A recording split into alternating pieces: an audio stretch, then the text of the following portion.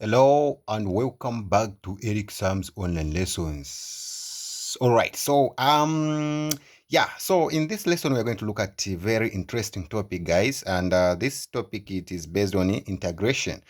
All right, so this question is very interesting. So let's look at what we have here and how we can solve it. The simplest way, easiest and simplest way we can solve this question.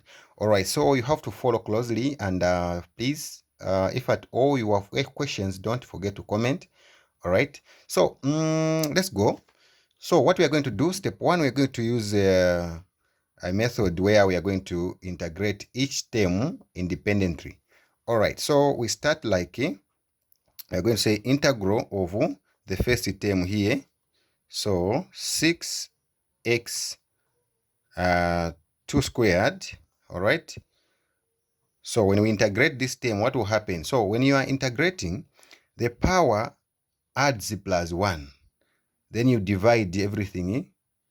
The one, whatever you're going to find on the power side divided by, you're going to divide here down here. So you're going to say 6. So this number is going to remain, okay? The coefficient will remain like that. Then you're going to say x, all right, power 2. Now you're going to add plus 1. All right, so now when you add 1, you're going to say whatever you've done there up, you're going to do the same here. Down here, you divide.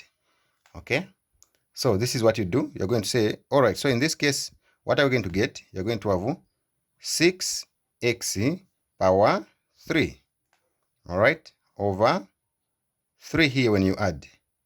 All right, so you continue. You can see that 3 can go into 6. How many times? It goes 2 times. So 2x power 3. That is the last value. All right. So that is for first term. Now let's go to the second term. Remember, we are going to the second term now. So you're going to say second term again, following the same procedure. What is the second term here? We have negative x. Negative x, you're going to bring it here, negative x. So integral of negative x is equal to, all right, so you're going to say negative x. What is the power of negative x? The power is 1. So 1 plus 1. Okay, even down here you divide 1 plus 1.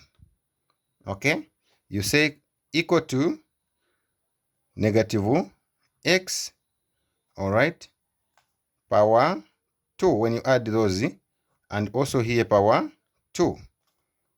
Okay, I mean over 2. All right, so that is where you end. You can't divide this one anywhere there. You leave it as a fraction like that. All right, so now you go to the third term. The third term, what is there in the third term? You're going to say the integral of third term is a constant number. So you're going to say 3 is equal to, so when you integrate 3, you're going to have 3x. All right, hopefully you're following. All right, so that is what you do. Now that you found the values, you have to combine. Okay, we are now going to combine whatever we found. So you're going to say therefore our solution, you start with the first term, 2x power 3. All right, then you go to the second term here. The second term has negative sign, so you say negative x power 2 over 2. Okay, then you go to the third term. Where is the third term? This one. You're going to say plus 3x. All right, now remember we are integrating, so when you are integrating you add d plus c. Okay, so that is your final answer. That is your final answer. Okay, so I believe, guys, this method, it can help you, and comment in the comment section if at all you need a different method apart from this.